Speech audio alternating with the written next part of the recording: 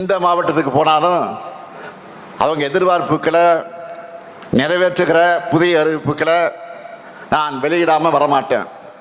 அப்படி இருக்கும்போது என்னுடைய சொந்த டெல்டா மாவட்டத்துக்கு வந்துட்டு அறிவிப்பு இல்லாமல் போனால் நீங்கள் விட்டுருவீங்களா?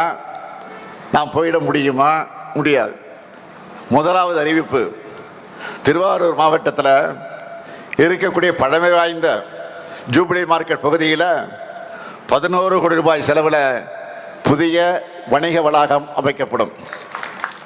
இரண்டாவது அறிவிப்பு, திருவாரூர் மாவட்ட மாணவர்கள் பயன்பெறக்கூடிய வகையில் நன்னிலம் வட்டம் பண்டாம்பாளையம் ஊராட்சியில் 56 கோடி ரூபாய் செலவில் அனைத்து வசதிகளோடு திருவாரூர் மாவட்ட மாதிரி பள்ளி புதிதாக அமைக்கப்படும்.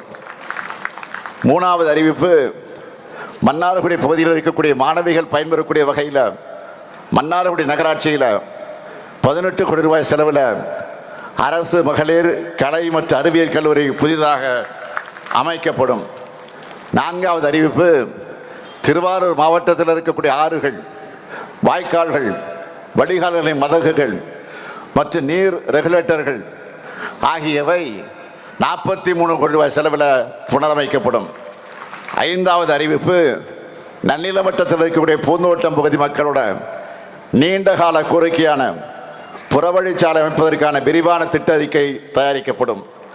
ஆறாவது அறிவிப்பு, பாரம்பரிய நெல் ரகங்களை தம் வாழ்நாள் முழுவதும் பேணி பாதுகாத்த நெல் ஜெயராமன் அவருடைய அரும்பணியை போற்றக்கூடிய வகையில் திருத்துறைப்பூண்டியில் அவருக்கு நினைவு சிலை அமைக்கப்படும். இந்த அறிவிப்புகள் எல்லாம் விரைவில் செயல்பாட்டுக்கு வரும்.